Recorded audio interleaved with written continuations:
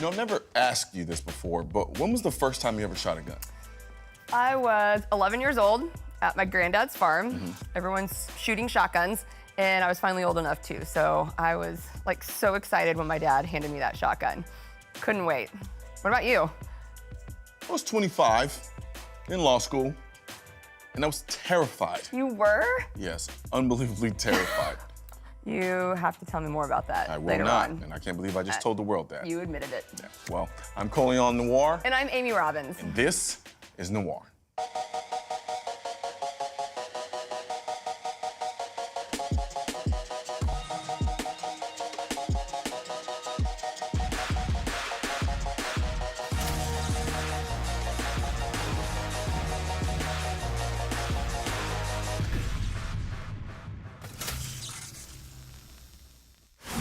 The truth about Noir is this is what it's all about. We've got enough guys blogging in their basements about guns. And then on the other side, you've got a bunch of Ivy League grads with more education and personality writing their dime a dozen hipster critiques about shit they don't understand. Namely, this. You wanna know the truth about Noir? The truth is I can't stand the media's representation of my generation. I mean, the mass-produced, whiny demographic oozed out of the bowels of New York, LA, San Francisco 1%, and handed their so-called careers so they can echo the pet causes of their guilt-ridden rich parents. That's not how we get down in Texas. The truth is, if you can't appreciate the diverse beauty of America, where the people are free to enjoy the thrill of this, then you're either too old to remember, or you have no idea how to feel young. Because this is a feeling. It's everything so-called millennials claim they want. It's power, beauty, an unrestricted expanse that is undeniably cool, even without the mainstream pop culture validation that we gun owners claim to loathe, but secretly desire. Let it go. Let it burn in the hells of its own insecurities. Come out here and feel the real truth about guns. If you still don't get what Noir is about, just go back to your basement of unmitigated insecurities or your brownstones of self-loathing and overcompensation, and not a damn thing ever changed. But I think for some of you, it will. And I think that's what the rest of you are so scared of. So Amy. So Colion. What's the truth about Amy? I became a gun owner myself 4 years ago when I got a gun for my Christmas present from my father. Grew up my whole life shooting guns with him, but owning a gun was really something that my dad did, my granddad did, you know? And it wasn't until I got that first gun that it kind of changed my whole perspective on what a gun owner means. Yeah. I suddenly felt like very empowered, and I felt like I'm getting to take my security and my self-defense into my own hands. And that was very empowering and exhilarating for me. It's interesting you say that because I talk to a lot of people now, especially people who've known me before any of this, and then know me now. Now they feel comfortable because they know me, coming to me and talking about the gun world and stuff like that. Sure. And when we say the gun world, and I hate saying it sometimes because it seemingly makes it so distant, kind of like the gun world. Like the price of admission is you have to know this, you have to know this, you have to know this, and you have to know this. That's how I felt, and we talked about that. At the very first, I'm like, I don't know, I'm a gun owner, but I am not in that world. Like, I thought it was a world. I thought it was a group of people, a community that I wasn't necessarily a part of because I didn't know everything there was and still don't know everything there is to know about guns. But what I've realized is I am still a part of that group that is very pro-Second Amendment, pro-gun rights. And it's been so fun watching this transition with all of my friends who have now come out of like the gun closet after they've watched the first couple episodes, and they can't wait to tell me about the gun that they own, or they can't wait to say, I want to go with you to that really cool gun range that you were talking about the other day. So this has been very fun and exciting for me, and it just opened up a lot of new doors. And then that brings out another point is, for people on the other side, they look at this and they're like, wait a minute, what are you doing? You're glorifying an evil, violent, dangerous tool. And I get it. I do. it's from a position of ignorance. Right. But I understand it. I understand the misconceptions. And I mean the people who are intellectually honest about it. Not the people who have an agenda and are trying to force feed information down people's throats so they can get their way. I'm talking about people who are genuinely like, yeah, I don't know.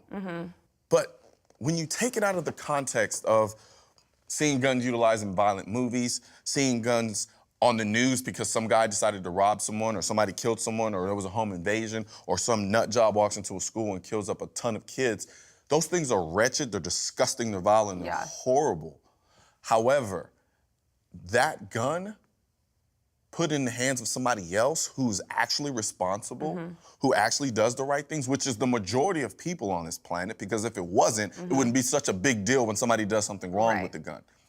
Taking that and putting it within the context of recreation, enjoyment, and really going out and experiencing shooting for what it is. That's the thing, too, that I think of is I'm like, we're not here to glorify anything other than the enjoyment of it and the fact that we have a right to own firearms. Exactly. And, you know, the people that want to demonize us and think that we're doing something other than that, they're wrong. They're just flat out wrong. And they are. But there are some people out there and some media outlets out there who feel like their voice is the only voice, and that if you don't look at guns the way that they do, then you're not a real gun person. There's nothing You're wrong just a with thinking poser. that guns are cool. Even if Hollywood, they want to speak out against it, they're still making guns cool in the movies. You know what? You bring up another good point.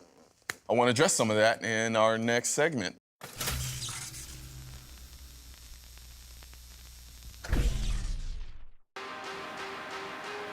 Adventure breeds character, and the path should be less traveled. Independence breeds survival, and you must depend on who you know you are. Your inspiration drives you to never waste a moment.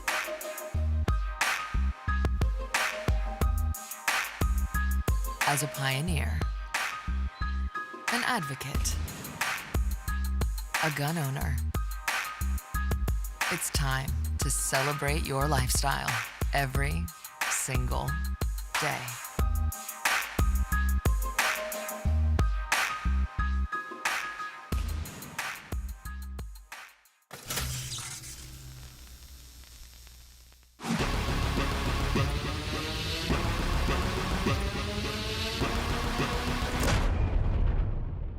All right, so let's get right into this Jay-Z Beyonce video.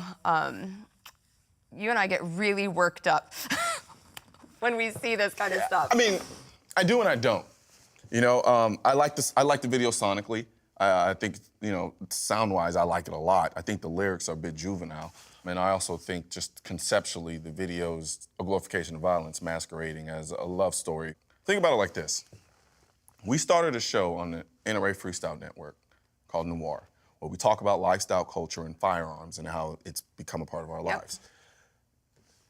The other side of media looks at this and starts writing hit pieces talking about how, oh my God, how could you glorify the use of guns? Oh my goodness, you glorify, you're saying guns are cool? You're trying to make them fun? You're trying to appeal to the millennials? How dare you? And it begs the question, who do you think is watching Beyonce's videos? I'm sorry, they're not 50-year-old women sitting at home who watch Desperate Housewives. Well, Desperate, is that even still relevant? I don't even know if that's on anymore. But that's beside the point. The fact of the matter is that Beyonce literally made an entire promotional video glorifying not only guns, but the utilization of guns violently. And no one says anything. They have the creative license to do whatever they want, which is fine. No outcry. I have not seen one media source say anything negative about this. Actually, there's a petition going around begging them to make a full-length movie. I'm not a hardcore Jay-Z fan. I'm a fan of Reasonable Doubt and some of his other projects. I still think this video is for basic chicks. It's just basic. But you make a great point. And I get attacked by the likes of Russell Simmons on Twitter who tells me, oh my God, how could you advocate for more gun use under the NRA brand or advocate for putting more guns on the street when what's going on in the urban cities and inner city violence and stuff like that. Has he tweeted Jay-Z and Beyonce? No, he hasn't, and he's not going to. And you know what? that's fine, you know?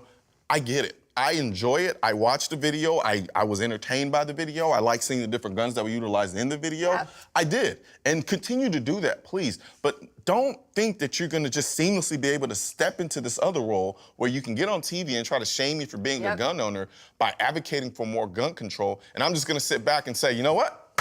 That's Bay. Great. Bay got that. Nah, it's not happening.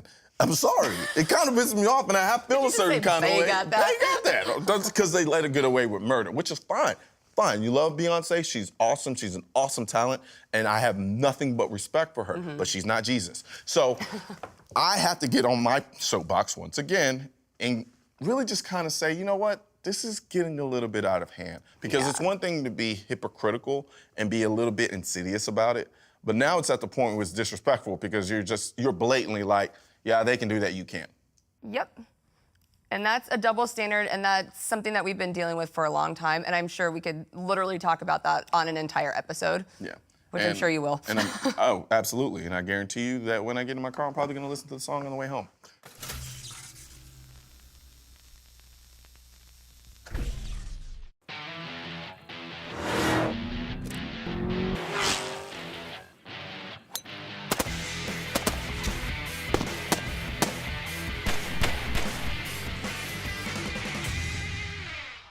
So here on Noir, I really want this show to be an exploration of ideas, a place where people can come and really kind of look at life from a very open lens and be open-minded about a number of issues and different interests and hobbies. And there are a ton of people out there in the world who have never shot a gun before but are interested, they're intrigued, but they're kind of scared. And I think that there's probably no better person on the planet, or at least in my world, that I can think of who would be better served to take people like this and to show them different aspects of life, whether it be the gun, driving a car, or any other new experience, and presenting it and teaching them something complex in a very fun and entertaining manner, than my good friend, LaSort. Yep. First compliment I think you've ever given me, so I like being on your show. Yeah. Very And I look forward to accurate continuing. description. Thanks for the bag of cash you gave me at the beginning of the show. That's what it needed. Well, you know, I'm very passionate about life, and what makes life great to me is new activities and doing things and learning things. And most of the activities I'm engaged in, shooting in particular, you can never know everything. Absolutely. So you're constantly learning. No matter, I've been shooting for 30 years. I competed in defensive handgun competitions and tactical shotgun and tactical rifle. But you can never know everything. You can never be as good as you could be, you know. And so I look forward to having the opportunity, and I'm an NRA certified instructor. I've taught hundreds of people, and it's a very rewarding activity just to empower people with that knowledge that you talked about. Overcoming that fear associated with that unknown, and especially something that the media portrays as something very dangerous, used for usually criminal purposes, all that. So having a bigger audience on your show, I'm looking forward to having that, reaching out to more people, especially younger people. Yeah, we're gonna bring people on this show to do some really fun stuff. Oh yeah, So I'm beyond shooting. Well, beyond shoot, yeah. Well, I'm looking forward to driving your car. You need to learn how to drive a manual first. Well, I know. I was thinking I could learn on your car. I'm gonna buy a $200 Datsun B210. We'll train on that one, and then maybe once you pass that, we can get in the other car. All right. So besides driving and shooting guns, what else? What else are you thinking? Well, I mean, skydiving. We can do some water skiing, some snow skiing. I'm sorry. Yeah, that's why we have you, because you're not getting me to jump out of the plane.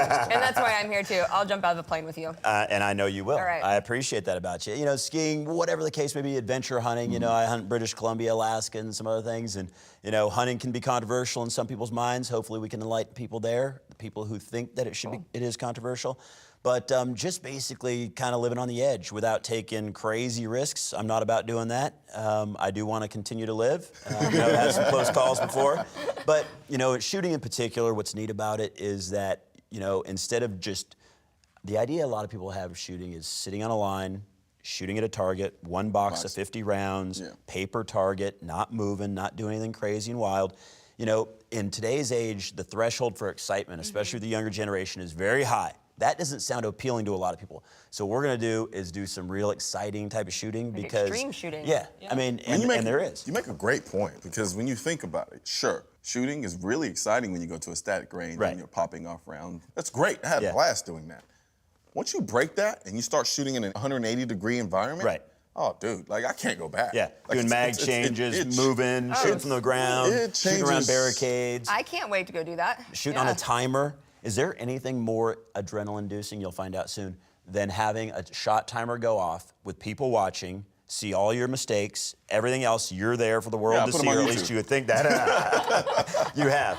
But to me, I mean, you can go into mental freeze when that timer goes off and the pressure's on, and it's such a cool experience. It makes everything else in life seem easier. Now, there's lots of other stuff, whether it's driving for lap times or trying to beat your friend on a lap or whatever the case may be, trying to ski down a hill faster than your buddies. But it's about competition in a lot of respects, but it's also about gaining skills. You know, you bring up a good point, and what it brings to mind is a quote that I love from one of my favorite movies, Troy.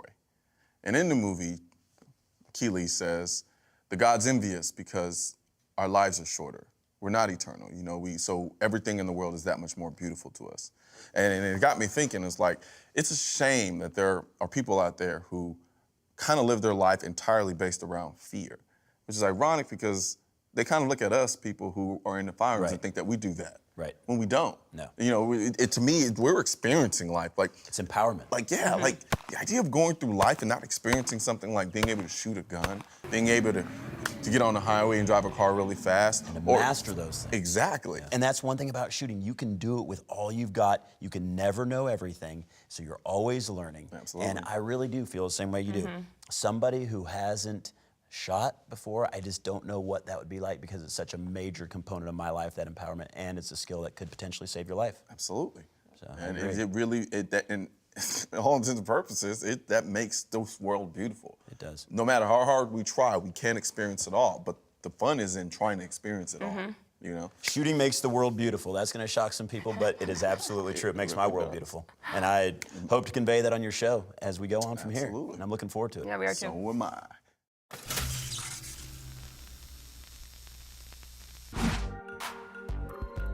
She doesn't look away because she's shy. She just doesn't play your games. When overlooked, it's not a bother, because she knows what she's made of. She doesn't need affirmation, but gives it to you always. Comfortable alone, steady among others. She lives in the moment, confident. She leaves you sad for all of the moments you missed, but grateful for the thrills ahead. Beautiful. Not Miss America beautiful. Tank top, tights, natural beautiful. She's independent, athletic. She hangs with the marathon runners, the yoga masters, and the gamers. Her future's mapped out, but her days are wide open.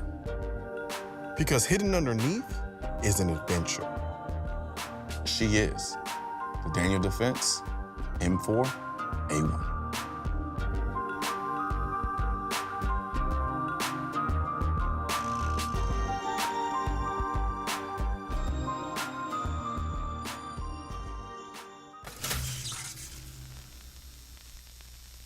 So we're here with Chris Chang, NRA's newest commentator. Yay. How's it going, man? Oh, great. Happy to be here. So how's life treating you so far now, being a brand new commentator? It's been a lot of fun, and I think for me it's been a really fun challenge to find the untold stories of gun culture and giving a voice to some of the marginalized groups in our society. And you know, really at the end of the day, it's how can I move the needle and help contribute in a positive way to the national dialogue and you know, make people think more about this issue in ways that they haven't before. Well, I have a couple of things I want to get off my chest. Would you like to hear? I guess we don't have much of a choice. You really don't. Yeah. I just We're ask gonna out of hear it. courtesy. We're stuck here. I'm just trying to be. So, I like to consider myself a techie hype beast. You know, the guys that buy the iPhone 5.1s when they've had the iPhone 5S for only 3 weeks. However, I wasn't exactly moved by the prospect of a smart gun because it's an incredibly awesome, dumbass design. Designed by people who obviously only have a Call of Duty Battlestar Galactica knowledge about guns.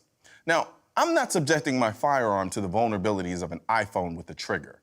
The fingerprint unlock on my phone is about as reliable as a Sprint cell signal. And you want to put that crap on my gun? No, thank you. I'd rather not realize my ambiguously smart gun doesn't work because some snotty-nosed 15-year-old put a smart virus in it, or because my battery is dead. Chris, you used to work at Google. Tell me, why the hell do techies think this is such a good idea? Well, I think for a lot of tech people, they're often looking for solutions to problems. That is really, I think, what the paradigm is for tech people. They see a problem and they want to apply a technological solution to solve it. But a lot of tech people have not fired guns, so they don't necessarily understand the real world, day-to-day implications of what smart gun technology, is all about. I want to agree with you. I do. The only thing that's challenging me is the thought that, I think this is just another money-making ploy. Before you know it, we'll have smart guns with data plans. And I'll be charged by the bullet, by the minute of use. See where you're going. Now, I'm being a little facetious here, but I just feel like it's a bit misguided. I think the intentions are great, but I think the approach is a little misguided. Sure. If we're talking about dealing with a violence issue, it's still focusing on the wrong thing. It's focusing on the gun instead of the overarching issue, which is a violence problem that we have. It's a people problem, right? Yeah, It's not a gun problem. It's always a people problem. It's a person behind the trigger, a person making the decision to commit a crime with a firearm, and that's what we need to tackle and approach and stop. And that's why I don't understand why they think that this is going to solve the problem. Mandating that all guns turn into smart guns just, to me, isn't going to work. That's another thing. So that's actually where we have issues. Because I don't have a problem with the smart gun in and of itself. Right. If you want to buy a gun that only fires when you fire or when you have a bastardized version of a Casio watch on your hand, fine, do that. But making that the only option for me is when we have issues. It's like saying I can only drive a black car. I'm going to be pissed. Well, not really, because all my cars are black. But yeah, well, I realize that you're not the only one that thinks that. I literally unleashed a firestorm when I posted a picture of a smart gun on my Instagram, and oh my gosh, I didn't realize how many people out there just absolutely hate even the thought or the idea of bringing smart guns into this world because of the doors that it could open, Yeah. Like what's going on in New Jersey. I think the real issue, though, is it's not so much that they hate the gun. I think a lot of them secretly, they're like closet smart gun lovers a little bit. They're curious, The problem is the overarching issue is, are you going to try to make this be the only gun I can own? If you eliminate that, then that's not even an issue. This is great. This is a cool gun. I'm only saying from the standpoint of it looks good. Yeah. And people would have thought that. Well, like you're saying, right, there's so much emotion in the whole smart gun debate, and I think we're almost experiencing, what we see in the general gun debate, that there's emotions involved, and the rational side is not always front and center as I feel it should be. But like any disruptive technology that comes out, we'll figure it out. I mean, I'm confident that freedom will prevail and that smart guns will not be mandated in our country. As long as Sprint does not become a provider of smart guns, I'm fine. Then you're good. Yes, this coming from a guy who's with Sprint. Well, thank you so much for coming on. Love hearing what you had to say. Absolutely.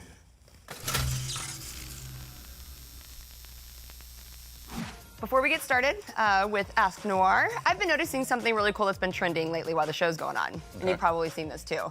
Have you been seeing people send in their pictures on Twitter and Instagram of how they're watching Noir? Actually, we posted a couple of them, yeah. That is so cool. Thank you guys so much for all of your support.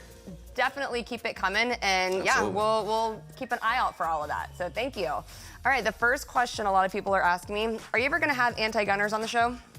I would like to. I definitely want this platform to be a place where you can have honest dialogue and discussion about the subject matter. So, I mean, I would love to have anti-gunners on the show as much as we possibly can without being redundant, of course. Yeah. But yeah, absolutely. I'd love for them to go shooting with us. Yeah, I think it's definitely something where we take them out and then we go shooting and we come back and we talk about it. It doesn't necessarily have to be overtly political, but I mean something at least where we can kind of dialogue and really get to see both sides of the discussion. Awesome. Last one, a lot of people want to know, how do you watch Noir on demand? It's actually relatively easy. Actually, no, it's really easy. I mean, I know how to do it, but will you tell them how to do it? Noir will be on demand every Monday at nrafreestyle.tv. I'll also post the videos up on my YouTube channel and post them on Vimeo under NRA Freestyle. Cool. Sounds good. That was all I had today. What's next? I've gone ahead and added another song to the Noir Spotify playlist. Who is it this week? I had to hit you with a double banks this time. I added another bank song by the name of Goddess. Awesome. I don't know why I acted like I didn't like that song, because it's actually good. Yeah, it's a pretty damn good song. No, it was pretty good. Cool. So thank you again, guys, for joining us tonight, and join us again next week. And we are out. We'll see ya. Yeah, no, it was good. But I think it's funny.